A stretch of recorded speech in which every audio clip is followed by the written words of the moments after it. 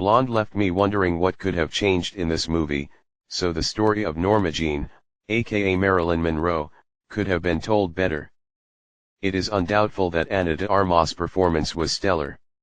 She brought so many emotions on the screen restlessly, and the resemblance with the muse of the film was uncanny, but she delicately handled each and every scene, even the most difficult ones.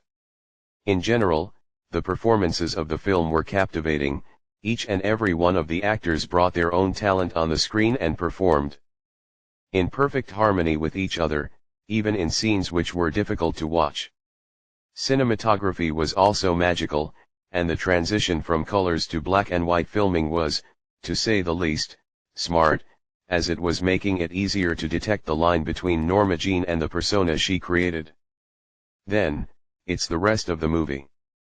The scenario felt cheap in many cases, with dialogue that was supposed to be deep and meaningful but was nothing but empty words. The approach of the story might have been based on a fictional book about Monroe's life, but it was misogynistic and was portraying abortion with the most problematic way. It is sad to think that Monroe was nothing but a tragic figure in Hollywood, but unfortunately the film prefers to rely on feminine pain, and feminine tragedy in an attempt to sell itself more. The direction of the film followed the steps of the scenario since there are only a few scenes where the protagonist is not seen naked.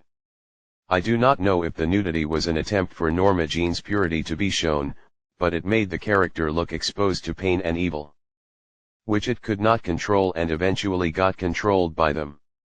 Monroe felt unable to stand still for most part of the movie, but the real-life Monroe was an active woman that did way more than drinking, crying and feeling helpless. The movie claimed that this work was an approach to look into how women were treated in the movie industry years ago.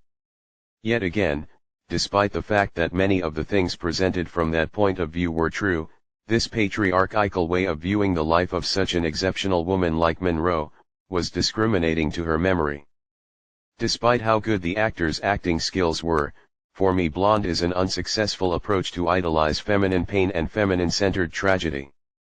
Thankfully, the world managed to see behind the beauty and grace of de Armas and pointed out the sexist perspective the film is narrating Monroe's story from. Overall, 2,5/10. I don't watch it. One of the worst movie of Netflix, and it's one of the worst film of rated NC-17.